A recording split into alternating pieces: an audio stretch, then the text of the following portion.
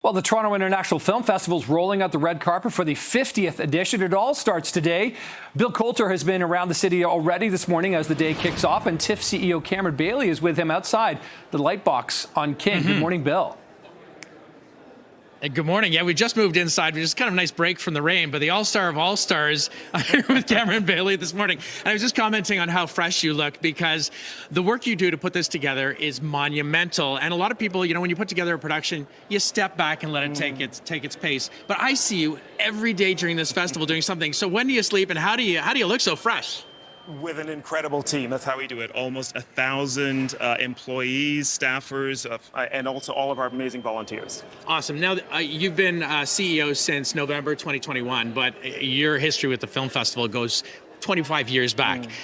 You've been through a lot of different positions in order to put together really important things that people can reach out and talk about well beyond the festival.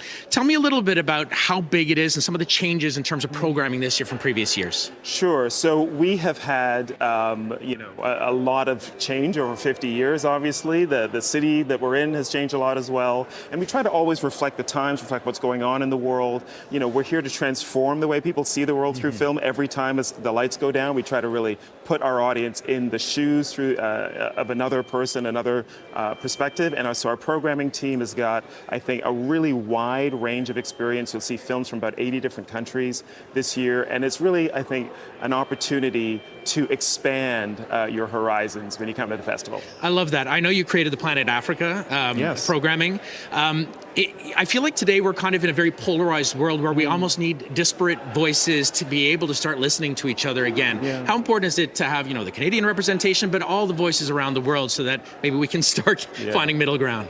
Well, I think we've seen with this year in particular that the Canadian representation is especially important. We're really proud of what we've produced as a storytelling nation. Incredible filmmakers like Denis Villeneuve and Sarah Polley, Ryan Reynolds here this year producing our opening night film.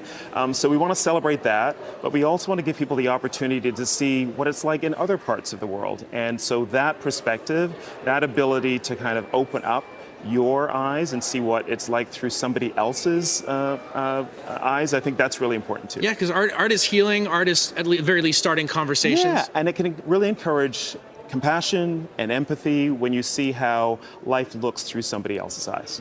I love that. How do you go about picking 291 films? I mean, there are not even enough hours in the year, I feel, to get. So what's sort of the criteria for people maybe new to this festival? Sure. How do you choose what makes it in and what is an important story to tell at this point in juncture? Sure. Well, we start with a programming team of experts who really know their stuff. They spend a lot of time learning about film and spending time with filmmakers. They're looking for high quality in terms of the artistry. They're looking for original visions. They're looking for things that really show you the world through a slightly different perspective than you may have seen before.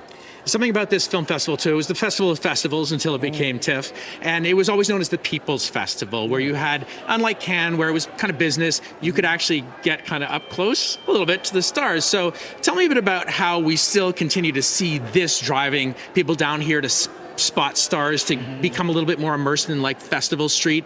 How is this an experience for the individual, not just the business makers and shakers? Well, you get to be in the room with some of the great artists in film, whether those are behind the camera or in front of the camera. Idris Elba is here as a director of a short film, for instance, and that audience will get to be in the room with him and interact.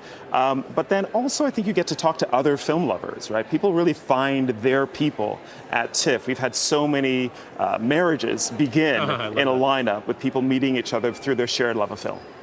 Now, there's some real favorites. I've heard the buzz of Frankenstein. You were talking about the Canadian content, Myland Kicks. Yeah, and don't miss it. Degrassi and John Candy. Can you talk about how special it is to have these kind of moments too for Canadians? Well, it's really important that we celebrate our own storytellers. We tend to be a somewhat humble nation. We're not big braggers, but this is really a moment to brag, right? We've got incredible filmmakers like Chandler Levac, like Sasha Lee Henry, like so many others who are coming out of this particular landscape, telling stories from here, and we want to see them. We want to share them. I love that. And you are talking about all these different voices coming together. To have someone just to select any just quick moments about how to pick the films to make this the most amazing experience? All right. So go on to TIFF.net. Yeah. Everything, all the information's there. We've got about 40,000 tickets to films still available. So there are tickets available.